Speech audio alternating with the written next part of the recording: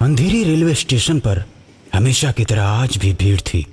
लोग स्टेशन से बाहर आते और बस में बैठकर अपने अपने घर चले जाते।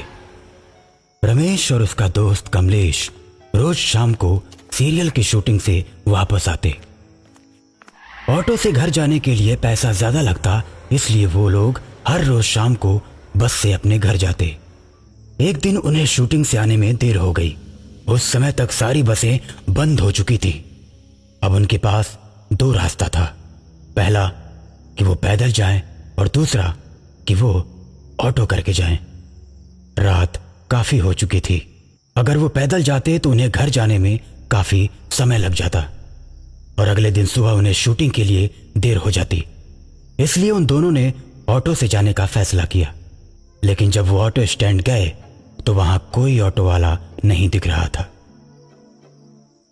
पास खड़े एक आदमी से पूछने पर पता चला कि आज ऑटो ड्राइवरों का स्ट्राइक है। यार ये क्या तमाशा है? ऑटो स्ट्राइक का मतलब ये थोड़ी है कि एक भी ऑटो ना चलाओ। हमारे जैसा आदमी तो परेशान ही हो जाएगा। इन लोगों को ऐसा नहीं करना चाहिए। यार कितने दिनों बाद तो आज हम ऑटो में बैठने वाले थे और आज ही ऑटो नहीं चल रहा। तभी उन्हें एक ऑटो वाला आता हुआ दिखाई देता है और वो उसे रोकता है। अरे भैया, अरे सुनो सुनो सुनो, महाडा 4 बंगला चलोगे क्या? हाँ जी जरूर चलेंगे, क्यों नहीं चलेंगे। दोनों ऑटो में बैठ जाते हैं। इस समय रोड पर न कोई ऑटो न कोई बस, एकदम शांत सड़क। रात की ठंडी हवा उनके कानों को छू रही थी। लेकिन आज तो बंदी है ना, फिर आप कैसे ऑटो चला रहे हैं भैया? मैं इन ऑटो स्ट्राइक के चक्कर में नहीं पड़ता और किसी में दम भी नहीं जो मुझे रोक सके। भाई साहब आप तो बड़े दमदार आदमी हो। भाई मैं दमदार आदमी तो हूँ और मुझे किसी से डर भी नहीं लगता। ऑटो वाले की बात सुनकर कमलेश को मजाक सूझती है। भाई भूत से भी डर नहीं लगता? अब भूत की क्या बात करते हो भाई, छोड़ो ना भूत की बात, कोई और बात करो। इतना सुनकर कमलेश ऑटो ड्राइवर पर खूब हंसता है। क्या भाई इतना डरते हो? भूत भूत अरे कुछ नहीं होता, मैं तो ऐसे ही मजाक कर रहा था। दोनों को लगा कि ऑटो ड्राइवर छोटे दिल का है, इसलिए भूत का नाम सुनते ही डरने लगा है कि तभी ऑटो का पहिया एक गड्ढे में पड़ जाता है और ऐसा झटका लगता है कि रमेश आगे लुढ़क जाता है। रमेश की नजर ऑटो ड्राइवर के पैर पर पड़ती है तो पैर देखकर रमेश के होश उड़ जाते हैं, क्योंकि ऑटो ड्राइवर के पैर उल्टे थे। उसे डर लगने लगता है क्योंकि बचपन में उसने सुना था कि चुड़ैलों और भूतों के पैर उल्टे होते हैं। लेकिन कमलेश इस बात से अभी भी अनजान है। रमेश कमलेश को सच्चाई बताकर दोनों बचकर निकल जाना चाहते हैं। कई बार उसने कमलेश को बताने की कोशिश की, लेकिन ऑटो ड्राइवर शीशे से अक्सर पीछे देखता रहता है। एक बार फिर रमेश ने हिम्मत करके अपने दोस्त को ऑटो ड्राइवर की सच्चाई बता दी। सच्चाई जानकर कमलेश डर जाता है और कांपने लगता है। क्या हुआ भाई साहब, कोई दिक्कत है क्या? नहीं भाई साहब कोई दिक्कत नहीं है, थोड़ा 2 मिनट के लिए ऑटो रोकेंगे?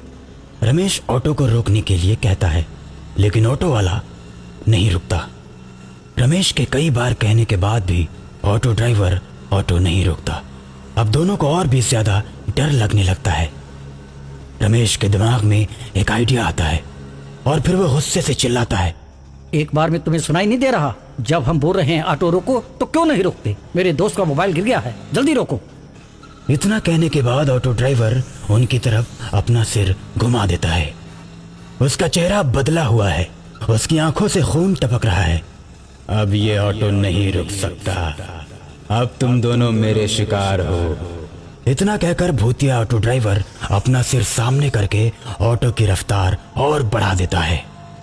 अब रमेश और कमलेश को लगने लगता है कि उनकी मौत निश्चित है, लेकिन दोनों अपने बचने की अंतिम कोशिश करने की सोचते हैं।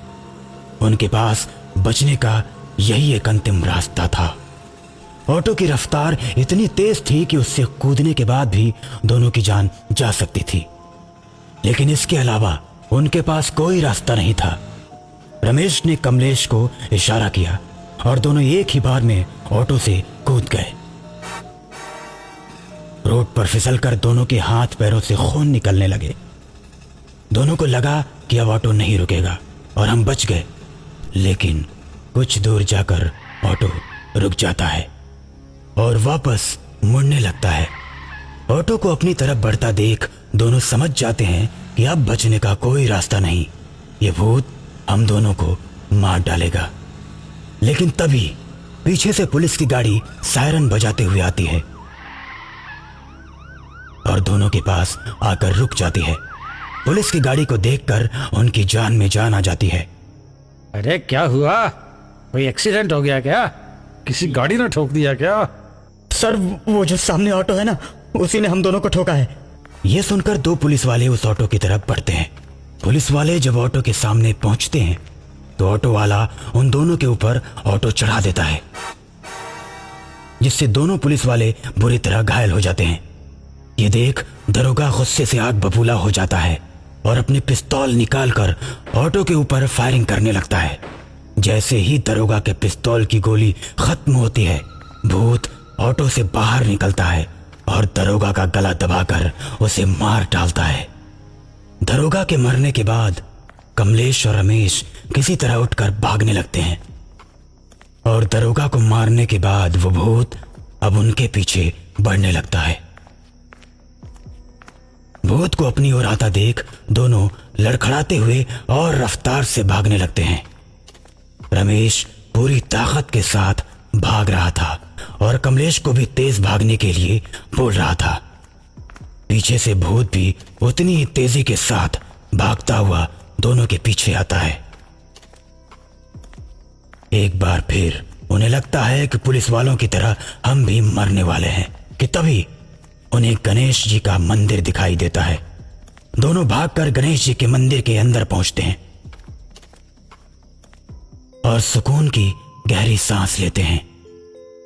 मंदिर का पुजारी उन्हें जब घायल अवस्था में देखता है तो बोलता है, क्या हुआ बच्चों, तुम लोगों की यह हालत कैसे हुई? दोनों पुजारी को पूरी घटना के बारे में विस्तार से बताते हैं कि तभी भूत ऑटो लेकर मंदिर के पास पहुंच जाता है और पुजारी को ललकारता है, ए पुजारी, इन दोनों को मेरे हवाले कर दे, नहीं तो तुझे भी नहीं छोड़ूंगा। देखो, तुम इन बच्चों को नुकसान पहुंचाओगे तो मैं तुम्हारा अंत कर दूंगा। अगर दम है तो बाहर आओ, देखता हूं तुम मेरा अंत कैसे करते हो।